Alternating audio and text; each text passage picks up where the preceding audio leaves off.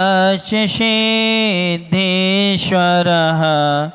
आचार्याजिनशासिनोन्नतिकरः पूज्योपाध्यायिकः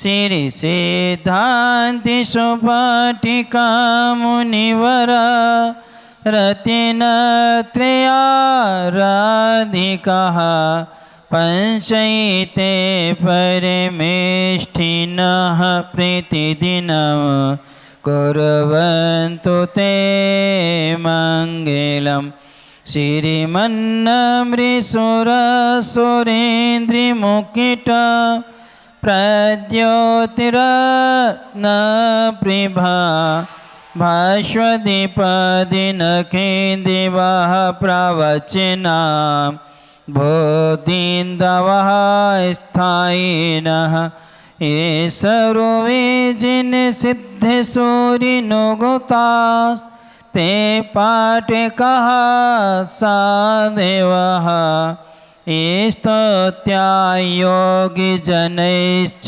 पञ्चगुरवः कुर्वन्तु मे मङ्गलम् कुर्वन्तु ते मङ्गलं संयगे दर्शने बोधे प्रत्यममिलं रत्नत्रयं पाविनं मुक्ति श्रीनगिराधिनाथ जिनपद योक्तोपवर्गप्रीदः धैर्यमः सूक्तिसुधा च चैत्यमखिलं चैत्यालयः श्रियालयः प्रोक्तं च त्रिविधं चतुर्विधममे कुर्वन्तु ते मङ्गलं कुर्वन्तु मे मङ्गलं। कल अपने निर्मल सम्यक दर्शन, निर्मल सम्यक ज्ञान और निर्मल चारित्र, ये तीन रत्नेत्र रूप धर्म है और जो मोक्ष रूपी नगर को ले जाने में क्या है समर्थ है, मोक्ष को क्या है वो देने वाला है, ऐसा धर्म और उत्तम नीति वाक्यों से सुसज्जित जिन आगम चैत्य सभी प्रतिमाएं और सभी जिनालय हम सबका क्या करें कल्याण करें। अब आगे दे रहे हैं नाभेयादि जिनः प्रशस्त वदिनः ख्यातास् चतुर्विंशतिः श्रीमन्तो भरतेश्वरप प्रभृतयो ये चक्रिणो द्वादश श्री ये विष्णु प्रतिविष्णु लांगलधरः सप्तोत्तरा विंशतिः त्रैकाल्ये प्रतितास् त्रिषष्टि पुरुषः कुर्वन्तु मे मङ्गलम्। नाभेयादिजिनः प्रशस्ति वदिनः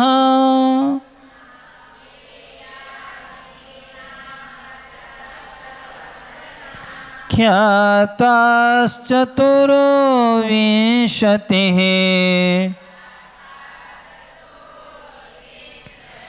श्रीमन्तो भरतेश्वर प्रभृतयो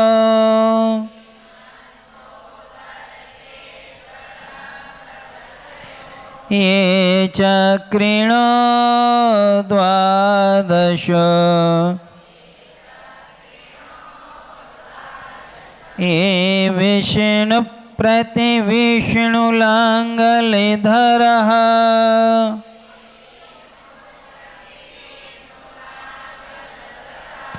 सप्तोत्तरविंशतिः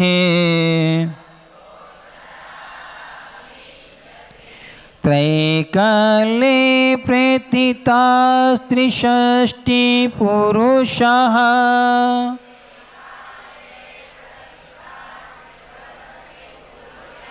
कुर्वन्तु मे मङ्गलम्। अब यहाँ पर नव देवताओं से रक्षा करने की भावना करता हुआ भक्त कह रहा है कि नाभेय, नाभेय का अर्थ होता है आदिनाथ। क्यों? नाभि अपत्यम यस्य सा नाभेयः। नाभि राय के जो पुत्र हैं उन्हें क्या कहा जाता है? नाभेय कहा जाता है। आगम में अपने यहाँ नाम जो बतलाए गए हैं, माँ और पिता का जो नाम होता है उसमें प्रत्यय लगा करके ही नाम उनका बनाया जाता है। जैसे कुंती, कुंते ही अपत्यम यस्सः कौन्तेयः। कुंती के जो पुत्र हैं वो कौन हैं? कौन्ते यानी अर्जुनादेव। फिर इसके बाद में पंडु अपत्यम यशसः पांडवः। जो पांडु के पुत्र हैं वो कौन कहलाते हैं? पांडव कहलाते हैं। कुरुः, कुरुः अपत्यम यशसः कौरवः। जो कुरु के पुत्र हैं उन्हें क्या कहा जाता है? कौरव कहा जाता है। ऐसे ही नाभेः अपत्यम यशसः नाभेयः।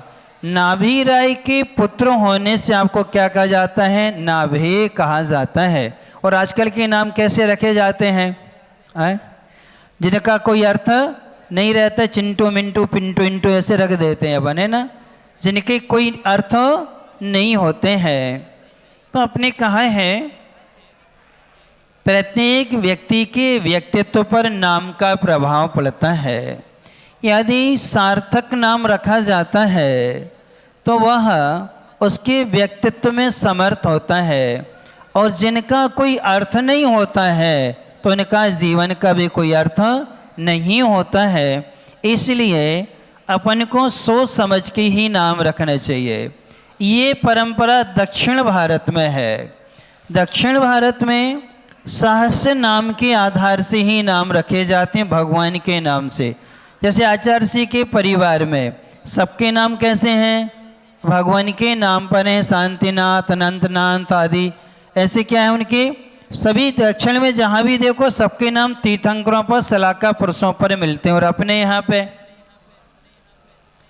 अपने यहाँ के नाम कैसे मिलते हैं? जैसे तुम्हारे यहाँ की भाषा है, एक बर्तन में कंकड़ डाल दो और ऐसे ऐसे हिला दो तो जो आवाज़ निकली सो।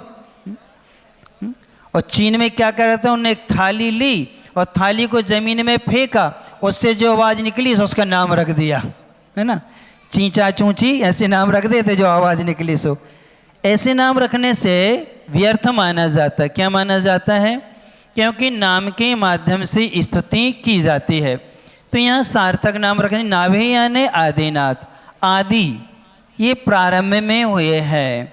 जिनः यानी जिन, प्रशस्त वदनः जिनका, प्रशस्त यानी कि पुण्यमय है, वदनः यानी शरीर।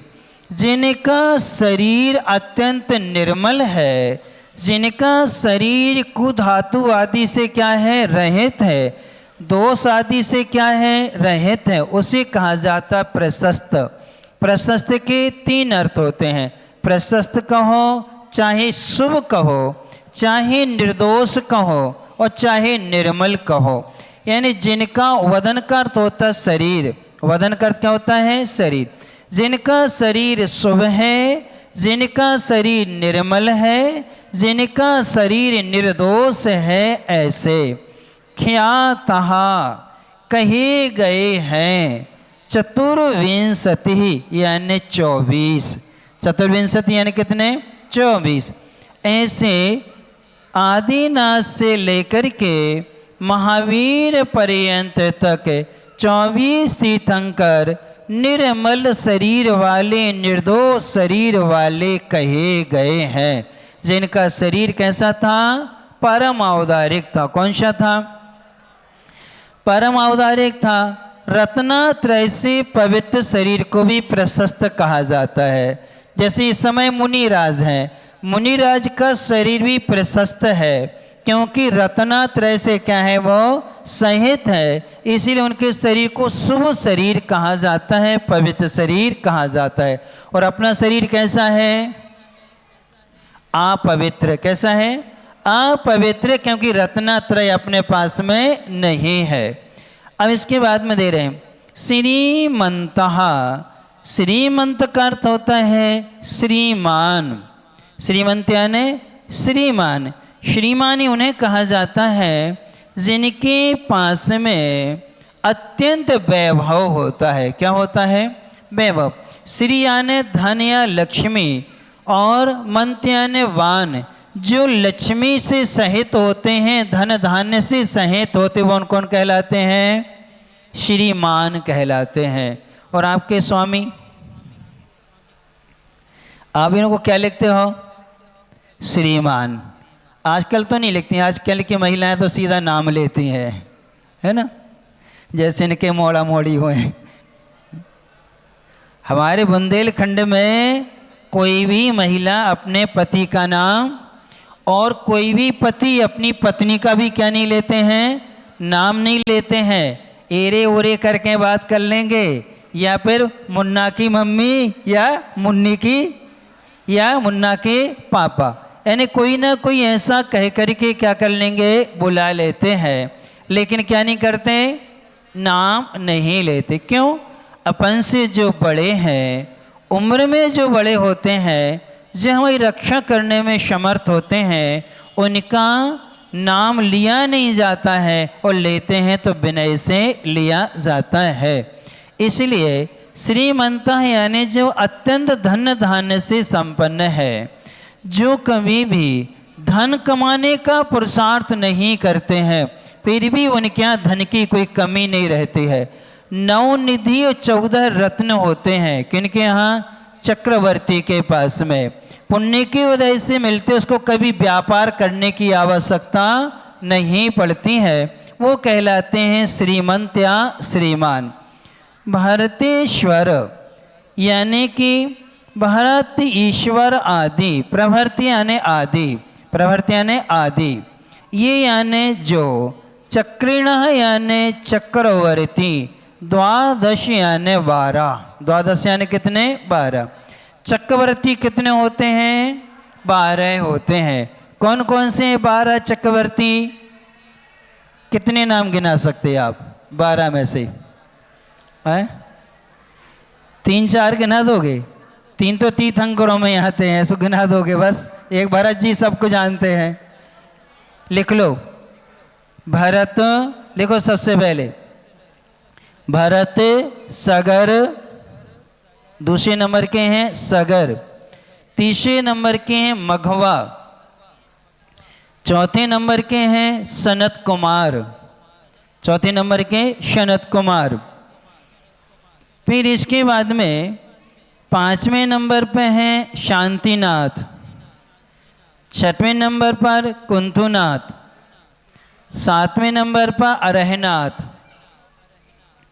फिर इसके बाद में 8वें नंबर पर आते हैं शुभोम, 8वें नंबर पर शुभोम।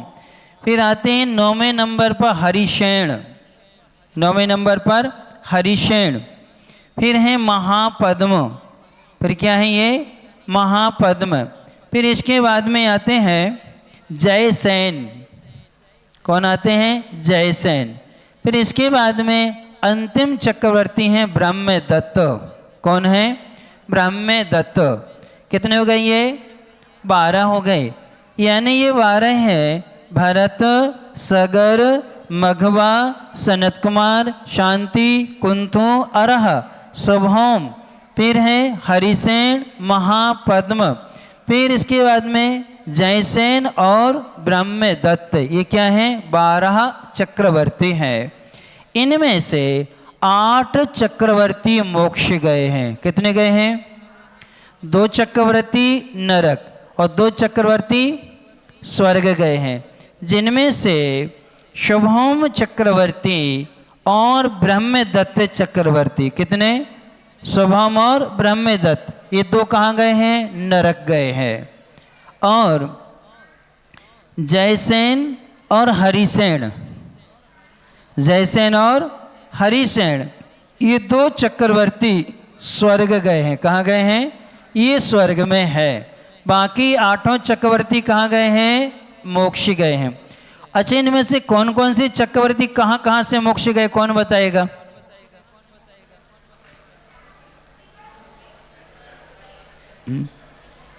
भरत चक्रवर्ती कैलाश पर्वत से गए हैं। सागर चक्रवर्ती कहाँ से गए, कौन बताएगा? मघवा कहाँ से मोक्ष गए? नहीं है पता। फिर क्या पढ़ दिया तुम लोग? एक बहुत अच्छी नीति हमने पढ़ी थी, त्रिषष्टि सलाका पुरुष नाम का एक ग्रंथ है। सलाका पुरुष भी जिसे कहते हैं, सलाका पुरुष नाम का क्या है? ग्रंथ है। उसके पहले अध्याय में ये कहा है कि इनके नाम आदि किम स्मृति में रखना चाहिए, कारण क्या है? तो उन्होंने बहुत अच्छा उत्तर दिया। जो लोग इन सलाका पुरुषों के नाम भूल जाते हैं, उनके लिए वेश्या पुत्र के समान जानना चाहिए। किसके? यानी वेश्या का जो बेटा है उसको मालूम नहीं रहता कि हमारे पिताजी कौन है। ऐसे ही वह श्रावक है जिसको सलाका पुरुषों के नाम याद नहीं है। 63 सलाका पुरुष, ये हमारे महापुरुष हैं, ये हमारे कुल कर हैं। इनसे हमारा क्या ही जीवन संभला है और संभला रहा है। क्योंकि हमारे मनुष्यों के यदि कोई राजा होते हैं, इंद्र होते तो कौन होता है? चक्रवर्ती होता है। इसी चक्रवर्तियों के नाम कंठस्थ होना चाहिए। क्या होना चाहिए? कंठस्थ होना चाहिए कि ये चक्रवर्ती इस क्रम से हुए हैं। तो ये 12 चक्रवर्ती हैं। ये यानी जो विष्णु प्रति विष्णु, विष्णु का अर्थ हुआ करता है बलभद्र। क्या होता है? बलभद्र। वैसे ये यहाँ पर नारायण करते हैं। विष्णु का अर्थ क्या करते हैं? नारायण। वैसे अर्थ बलभद्र होता है, लेकिन उन्होंने दूसरी विशेषता दी बलभद्र की।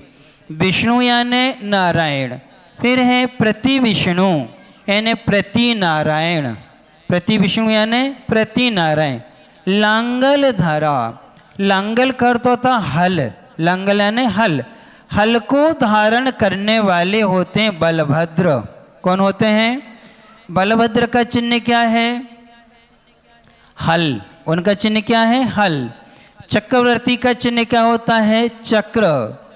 नारायण प्रति नारायण का भी चिन्ह चक्र होता है। क्या होता है? चक्र होता है। बलभद्र का चिन्ह होता है गदा और हल। क्या होता है? हल और गदा। ये उनके 2 क्या हैं? प्रमुख आयुध होते हैं। ये रत्न माने जाते हैं। फिर सप्ते उत्तरा विंशति, विंशति यानी 20, सप्ते यानी आगे, 7 अधिक 20 यानी 27। कितने हो गए? ये 27 हो गए। फिर त्रैकाल्य, तीनों काल में, त्रैकाल्य यानी किसमें? तीनों कालों में। प्रथितः प्रसिद्ध है। प्रथिता यानी क्या है? जो प्रसिद्ध है।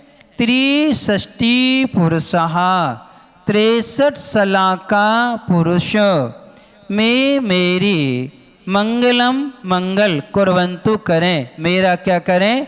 मंगल करें, मेरी रक्षा करें। तो कितने हो गए?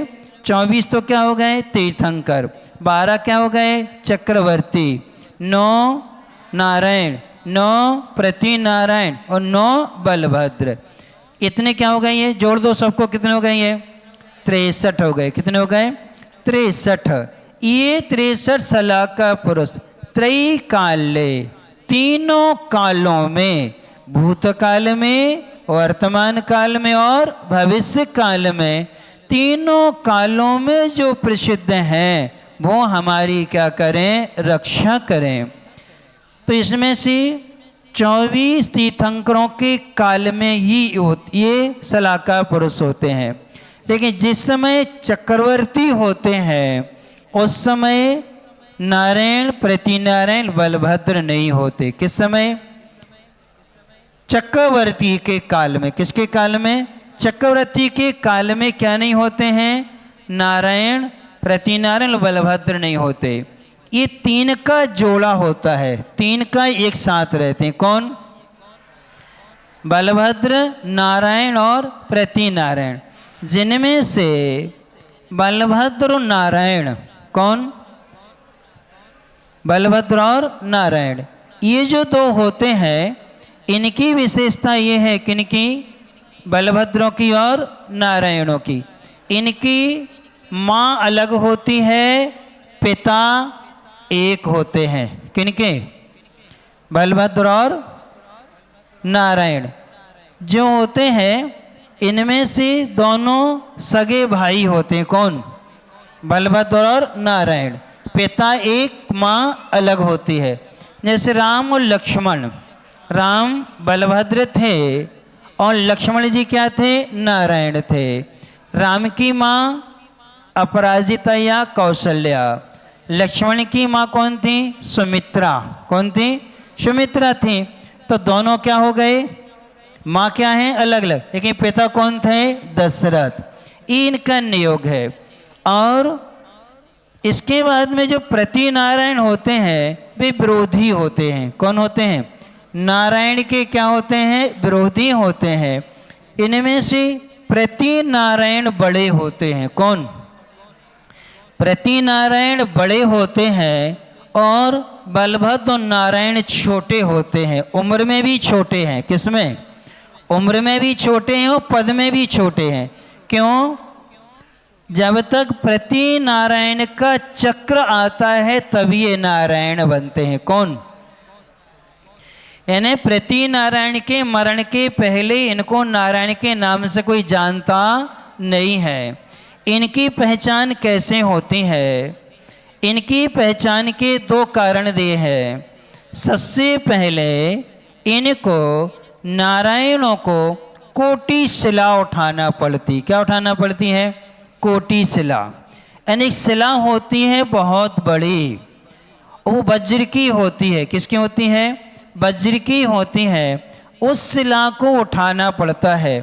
तो इनमें से पहले जो थे नारायण, उन्होंने सिर तक उठाई, दूसरे ने गर्दन तक, तीसरे ने नाभि तक, फिर कमर तक, फिर जांघों तक, फिर घुटने तक। यानी कि अंतिम जो थे, कौन थे अंतिम नारायण? अंतिम नारायण थे श्री कृष्ण और प्रतिनारायण था जरासंध। कौन था? जरासंध प्रतिनारायण था और श्री कृष्ण क्या थे? नारायण थे। तो इनमें से श्री कृष्ण जी ने कोटि शिला को घुटने तक उठा पाए थे। कहाँ तक उठा पाए थे? घुटने तक उठाए थे। लेकिन लक्ष्मण जी ने जब उठाई थी तो जंघा तक उठा ली थी। क्या उठाई थी? तभी समझ गए थे कि ये नियम से रावण को क्या करेंगे? जीत लेंगे। जैसी कोटि शिला उठाई, निश्चय हो गया कि ये क्या करेंगे? प्रतिनारायण को क्या करेंगे? मारेंगे और उसका चक्र क्या करेंगे? अपने हाथ में ले लेंगे। और कितने भी आयुध चलते रहें, एक आयुध अंतिम होता है, ये चक्र। जैसे वो चक्र चलाते हैं तो चक्र की एक विशेषता होती है, अपने कुटुंबियों का घात नहीं करता। किनका? अपने कुटुंबियों का घात नहीं करता। जैसे भरत जी ने बाहुबली के ऊपर चक्र चलाया था तो बाहुबली की परिक्रमा दे के वापस उनके पास आ गया था। लक्ष्मण जी ने लव किसके ऊपर चक्र चलाया था? जब पिता पुत्र का युद्ध हुआ तो लक्ष्मण जी ने क्या चलाया, तो उनकी परिक्रमा दे करके लक्ष्मण जी के पास क्या आ गया, वो चक्र वापिस आ गया। जब रावण ने सारी विद्याओं से समर्थ हो गया, अंतिम था, जैसे चक्र गया तो उसने लक्ष्मण जी की 3 परिक्रमा लगाई और लक्ष्मण जी ने ऐसी उंगली करी तो उनकी उंगली पर क्या हो गया, स्थिर हो गया, वापस रावण के पास नहीं गया। उसी चक्र को उन्होंने क्या कर दिया, छोड़ दिया, तो रावण का क्या था, उससे सिर कट गया, यानी उसका मरण उसी के चक्र से हुआ। किसके चक्र से, किसका चक्र था, वो रावण का ही चक्र था और उसी से उसका क्या हुआ, ये कहलाती है पाप प्रकृति। कौन सी प्रकृति, पाप प्रकृति। हमारी ही वस्तु से हमारा क्या हो जाए, घात हो जाए। तो इस कारण से यहाँ पर ये 9 क्या है, बलभद्र है। 9 बलभद्र कौन कौन से हैं, तो उनके नाम लिख लें। 9 बलभद्र कौन कौन से हैं, तो सबसे पहले हैं विजय, दूसरे हैं अचल, तीसरे हैं सुधर्म। विजय, अचल और सुधर्म कितने हो गए, ये 3 हो गए। फिर इसके बाद में चौथे नंबर के हैं सुप्रभ, 5वें नंबर के हैं सुदर्शन। शेर सुदर्शन अलग थे और ये सुदर्शन अलग हैं जो बलभद्र है। सुप्रभ सुदर्शन। फिर है नंदी और नंदी मित्र, 2 फिर आ गए, नंदी और नंदी मित्र। अंतिम में हैं राम और बलिराम, राम और बलिराम। बलभद्र यानी जो बलदाऊ जिन्हें कहते थे उनका नाम था बलिराम। ये अंत में कौन कौन से हो गए, विजय, अचल, सुधर्म, सुप्रभ, सुदर्शन। फिर इसके बाद में नंदी, नंदी मित्र, राम और बलिराम। ये क्या हो गए, 9 बलभद्र हैं। इनमें से 2 बलभद्र स्वर्ग गए हैं, 7 मोक्ष गए हैं। 7 कहाँ गए हैं, मोक्ष गए। बलभद्र सब मोक्ष जाते हैं, लेकिन 2 बलभद्रों के तप में कमी रही है तो वो कहाँ गए हैं, स्वर्ग गए हैं। बाकी सब कहाँ गए हैं, मोक्ष गए। अब इसके बाद में आते हैं 9 नारायण होते हैं। कौन कौन से 9 नारायण हैं, सबसे पहले हैं त्रिपृष्ठ, फिर हैं द्विपृष्ठ। त्रिपृष्ठ पहला नारायण, दूसरे थे द्विपृष्ठ, तीसरे हैं स्वयंभू, चौथे हैं पुरुषोत्तम। चौथे नंबर कौन से हैं, पुरुषोत्तम है। फिर इसके बाद में आते हैं पुरुष से हैं, कौन से हैं, पुरुष से। फिर इसके बाद में आते हैं पुंडरीक, कौन आते हैं, पुरुष से और पुंडरीक। फिर इसके बाद में आते हैं दत्त, कौन आते हैं, दत्त। अंतिम 2 हैं लक्ष्मण और श्री कृष्ण। अंतिम के 2 कौन हैं, लक्ष्मण और श्री कृष्ण। ये कितने हो गए, 9 बलभद्र हो गए। त्रिपृष्ठ, द्विपृष्ठ, स्वयंभू, पुरुषोत्तम, पुरुष सिंह, पुंडरीक, दत्त, लक्ष्मण और श्री कृष्ण। ये क्या हो गए, 9 नारायण हैं। फिर 9 प्रति नारायण कौन कौन से हैं, तो सबसे पहला है अश्वग्रीव। कौन से हैं, अश्वग्रीव।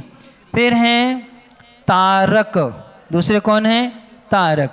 तीसरे नंबर के मेरक, तीसरे नंबर के हैं मेरक। फिर चौथे नंबर पर आते हैं निशुंभ, चौथे नंबर पर निशुंभ।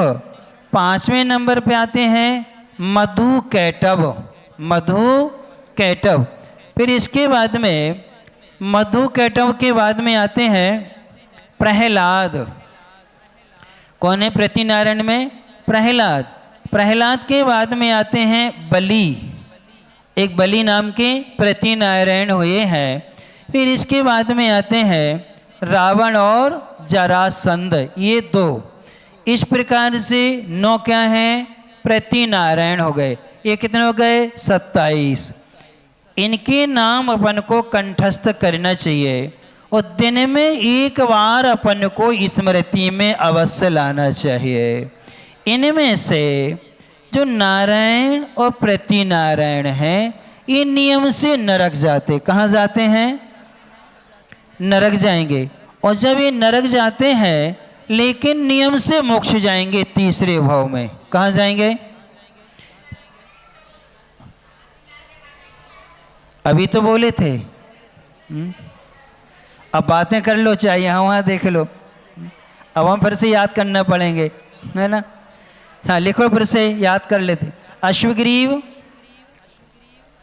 तारक मेरक, अश्वग्रीव के बाद में तारक मेरक, फिर है निशुंभ मधु कैटव, निशुंभ और मधु कैटव, प्रहलाद बलि, प्रहलाद और बलि, फिर है रावण और जरासंध, रावण और जरासंध।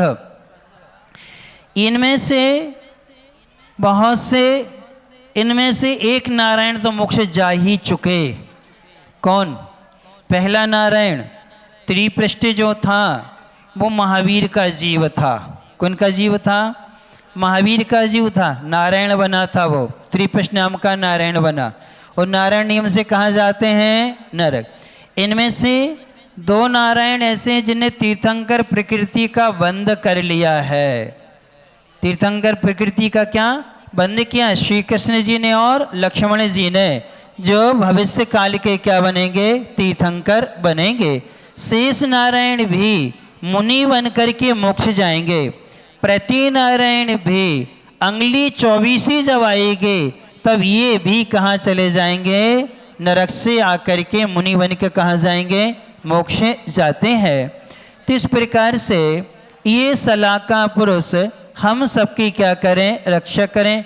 24 तीर्थंकर के नाम तो याद होंगे ही होंगे कि नहीं है? बहुत से लोगों को याद नहीं होंगे। कोई पूछे? अभी कोई से भी पूछ लेंगे। चिन्ह याद है कि नहीं? अब इनमें से 24 तीर्थंकर के बाद में नारायण, बलभद्र, प्रति नारायण, इनका चरित्र भी पढ़ना चाहिए। सबसे खतरनाक प्रति नारायण कौन हुआ है? इन 9 प्रति नारायणों में सबसे खतरनाक, जिसका नाम सुनते ही लोग इतने भयभीत हो जाते थे, इतने भयभीत हो जाते थे कि अवर्सन हो जाता था। बच्चे क्या हैं, गर्भ से गिर जाते थे, इतना भयभीत था। वो था तारक नाम का नारायण। कौन सा? तारक नाम का प्रति नारायण। दूसरे नंबर का जो है ये इतना ज़्यादा था, द्विपृष्ठ नारायण के समय में था, बिल्कुल काला था, यानी कोयले से भी ज़्यादा क्या था? काला था। और इतना भयंकर था कि जिसकी आकृति देख करके भी लोग क्या हो जाते थे? कांप जाते हैं। सबसे क्रूर हुआ है कोई प्रति नारायण, तो कौन हुआ है? तारक नाम का। फिर इसके बाद में कम होते गए हैं। सबसे कम था तो जरासंध था। अच्छा ये बताओ, रावण ने तो सीता का हरण किया था, इसलिए लक्ष्मण जी ने मारा। जरासंध ने क्या किया था? बोलो, जरासंध ने क्या किया था?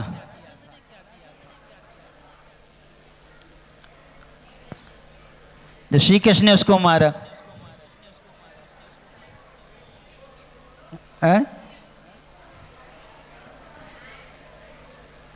अब स्वाध्याय किया हो तो मालूम होगा। हरिवंश पुराण कौन कौन ने पढ़ा? अच्छा हाँ, तो नहीं पढ़ा है तो बताओ।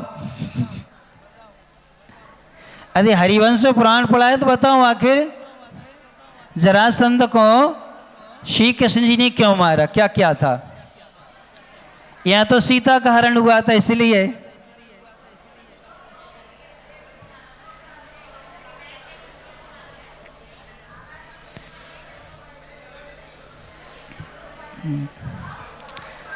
वो तो कंस की बहन थी, देवकी तो कंस की बहन थी, जरासंध की रोड़ी थी।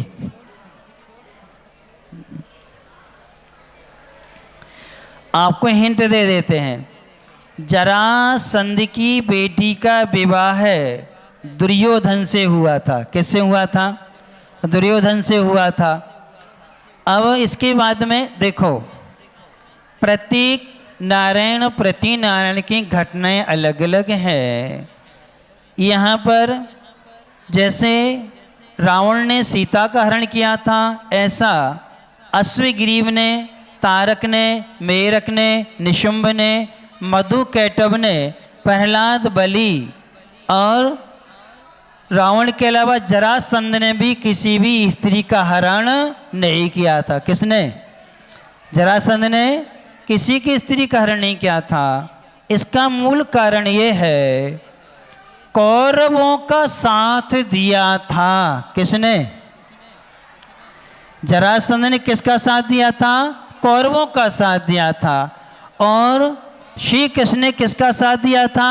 पांडवों का साथ दिया था। इसलिए जरासंध ने अन्याय अनीति का समर्थन किया था। इसलिए श्री कृष्ण जी ने क्या किया था? जरासंध को अर्जुन ने नहीं मारा। उनके यहाँ महाभारत जिनने देखा होगा, महाभारत में तो अर्जुन ने मारा। किसको?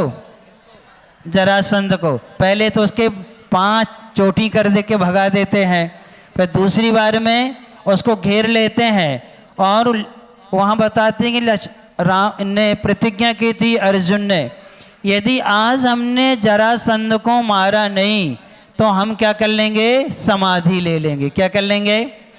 तो दुर्योधन ने उसके लिए हस्ती चक्रव्यूह में उसको छिपा के रखा था। और जब युद्ध में इतना समय हो गया, शाम होने वाली थी और अर्जुन की प्रतिज्ञा पूरी होने वाली नहीं थी, तो उस समय क्या किया? कृष्ण जी ने अपनी विद्या से अंधेरा कर दिया। क्या कर दिया? तो सबने खुशी मना ली कि चल अब अर्जुन क्या ले लेगा? समाधि लेगा। तो सब आ गए, किसको छोड़ करके? जरासंध को छोड़ के सब आ गए कि चलो अब तुम क्या करो अर्जुन? समाधि लो। इतने में उनने सूर्य को क्या कर दिया? अंधेरा हटा दिया। जैसी उजेला देखा वहां कोई नहीं था, तो अर्जुन ने क्या कर दिया? जरासंध को।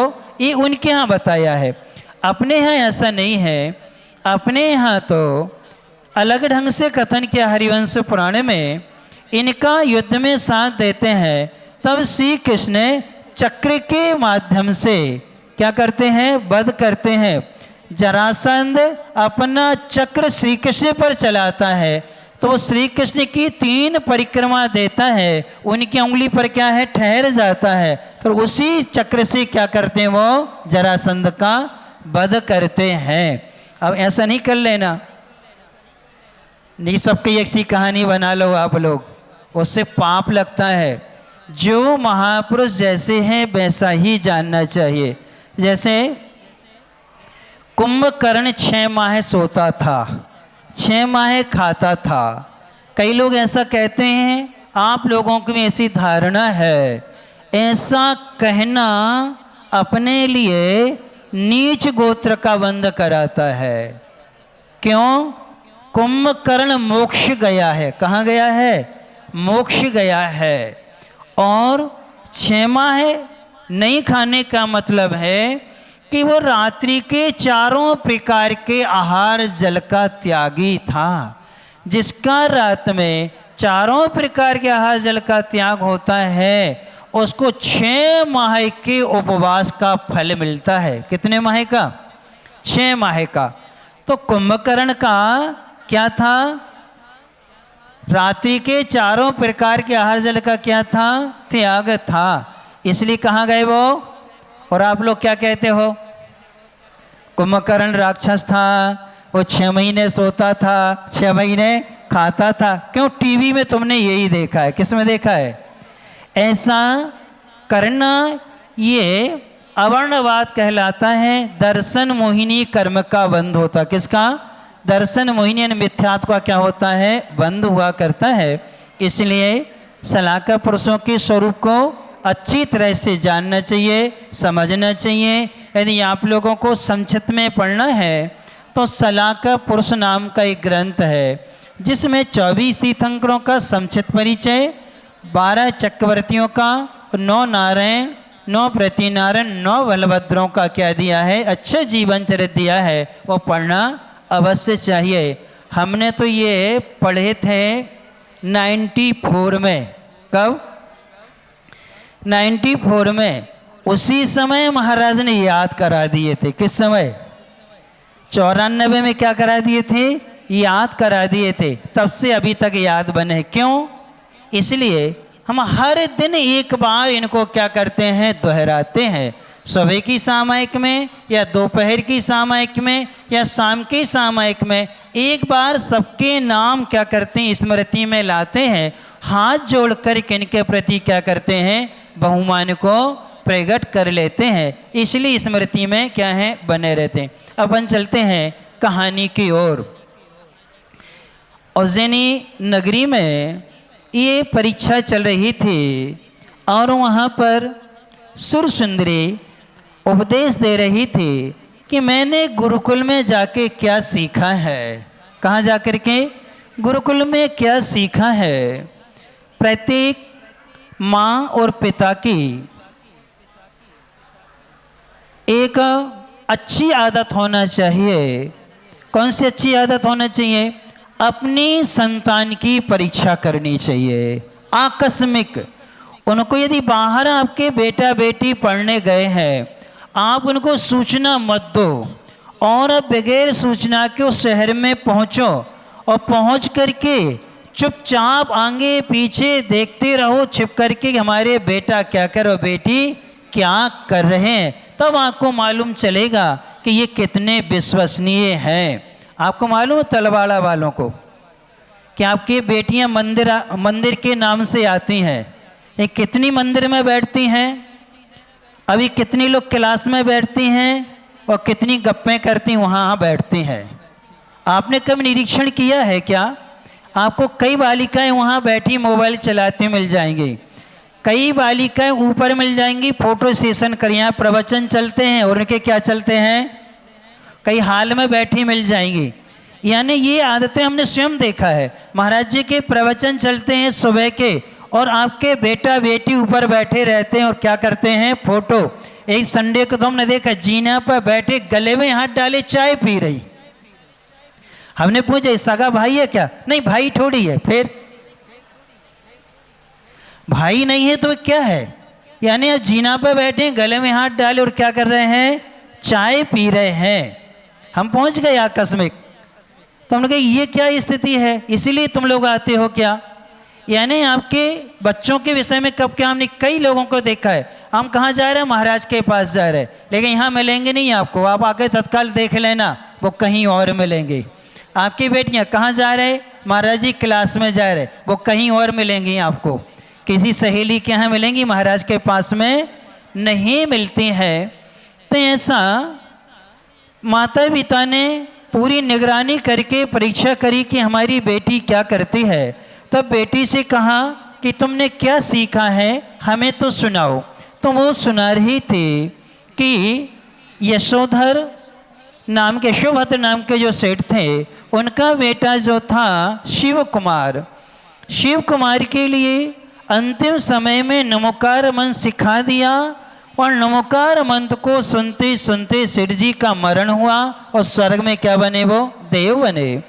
और 4-5 साल में शिव कुमार ने सारी संपत्ति बर्बाद कर दी। क्या कर दी थी? और सबने साथ छोड़ दिया। भिक्षा मांगता था। क्या मांगता था? भिखारी बन गया और भिखारी बनता हुआ यहाँ वहाँ घूमता था, लोगों के पास में मांग के अपना काम चलाता था। एक दिन एक अघोरी बाबा था। कौन सा बाबा? अघोरी बाबा। उसको स्वर्ण पुरुष प्राप्त करना था। उसको एक मंत्र मिल गया था। उस मंत्र का ये था कि तुम्हें ये कोई शव मिल जाए, यानी मुर्दा मिल जाए, मृत शरीर मिले मनुष्य का, उसके हाथ में तलवार पकड़ा दो और एक व्यक्ति, जीवित व्यक्ति, उसके तलुए में घी मलता रहे। क्या मलता रहे? घी मलता रहे।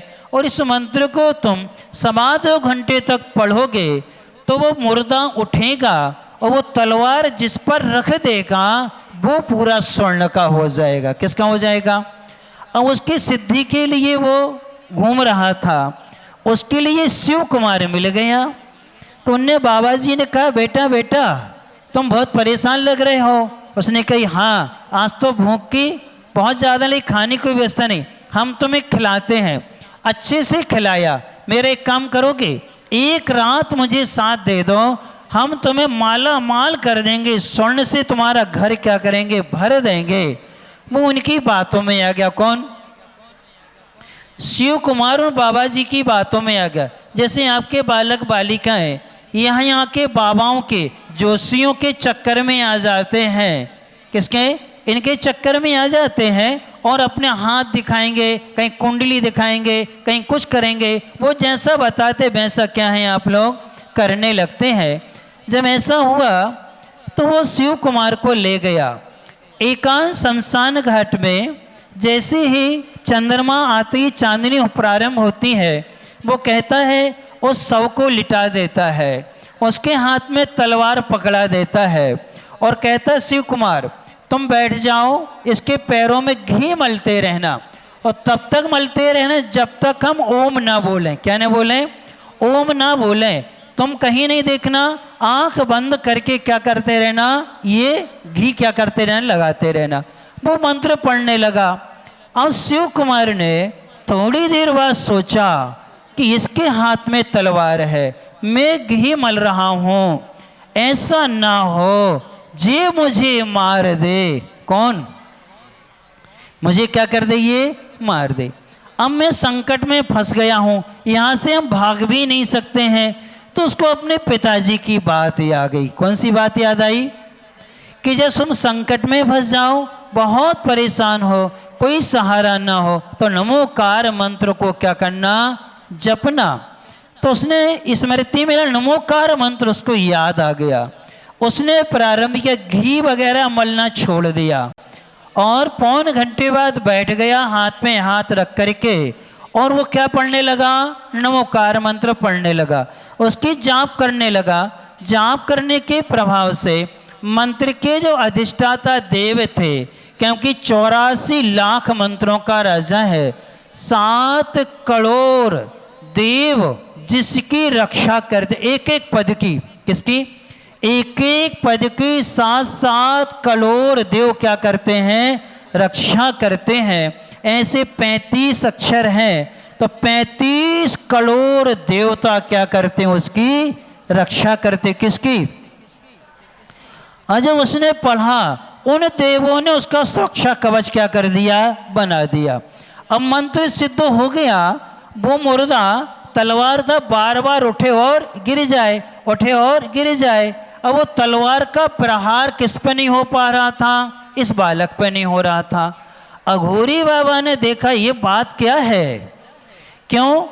वो क्या पढ़ रहा था? नमोकार मंत्र। उसकी पूरी सुरक्षा हो गई। और जैसी सुरक्षा हुई उसी समय क्या होता है? समय पूरा होता है। जैसे ही वो बाबा मंत्र को पढ़ना बंद करता है, वह मुर्दा पलट करके वह तलवार उसी के ऊपर क्या है? रखता है। और जैसे ही बाबा को वह तलवार रखती है, वो बाबा स्वर्ण का बन जाता। किसका बन जाता है? स्वर्ण का बन जाता है। जैसे स्वर्ण का वो बना, अब वहाँ तो कोई है नहीं, मुर्दा एक तरफ हो गया। शिव कुमार ने आंख खोली और देखा, अरे ये क्या हुआ? ये तो कहता नमोकार मंत्र का क्या है, ये पिताजी ने जो सिखाया था, बताया था, उसी का प्रभाव है। यदि आज ही हम मंत्र नहीं पढ़ते तो आज हम क्या हैं? स्वर्ण के बन जाते और बाबा क्या होता? मुझे ले जाता, अचेतन हो जाता, मैं जीवन खत्म हो जाता। अब उसने वो स्वर्ण का बाबा को उठाया, स्वर्ण पुरुष उसने उठाया, उठा करके सीधा राजा जी के यहाँ गया। जो राजा जी का नाम क्या था? बोलो क्या था? क्या नाम था राजा जी का? दमितारी। क्या था? राजा दमितारी, जो जैन थे और उनकी सभा में पहुँचे। उसने वह स्वर्ण पुरुष वहाँ रखा और राजा जी को अपनी पूरी घटना बतलाई और अपना परिचय भी दिया। किसने? शिव कुमार ने अपना परिचय दिया, स्वर्ण पुरुष रखा, शेष कहानी डैश डैश डैश आगे बताएंगे। सुर सुंदरी वो कहानी वहाँ अपने परिवार वालों को, सभासदों को सुना रही है कि हमने पाठशाला में जाके नमोकार मंत्र की क्या महिमा सीखी है। 35 अक्षर से एक एक अक्षर की 7-7 करोड़ देव रक्षा करते हैं, तो 35 पद हैं, 5 पद में तो क्या हो गए 35 करोड़ देव हो गए। अब एक 35 अक्षर में 35 में 7 का गुणा करेंगे, कितने सारे देव नमोकार मंत्र की क्या करते हैं, रक्षा करते हैं। निर्मल मन से, शुद्ध मन से पाला जाता है, उसकी महिमा क्या होती है ये वहाँ पर आगे आपको मालूम चलेगा। आज के नियम का पालन कौन कौन ने किया? क्या नियम था? मांगना नहीं है, मांगा तो होगा, जिनके हाथ नहीं उठे उनने तो क्या होगा। हम लोगों को याद कर लिया करो, हम लोग तो कभी मांगते नहीं है। तुम जो दे दो सो ठीक हो, नहीं दिया सो नमोवरियंतालम। और तुम लोग क्या करते हो? दे दे भाई, दे दो दादा, दे दो जिज्जी, है ना। क्या करते हो? चौके में क्या करते हो? चौके में जाते हो, खाली हाथ जाते हो, कुछ लेके जाते नहीं हो, और वहीं का क्या करते हो? दियो तनक सोम चला दे में, दियो तनक सोम चला दे में। एक चौके वाले को हमने लौटा दिया, तब वो बाहर से कहता है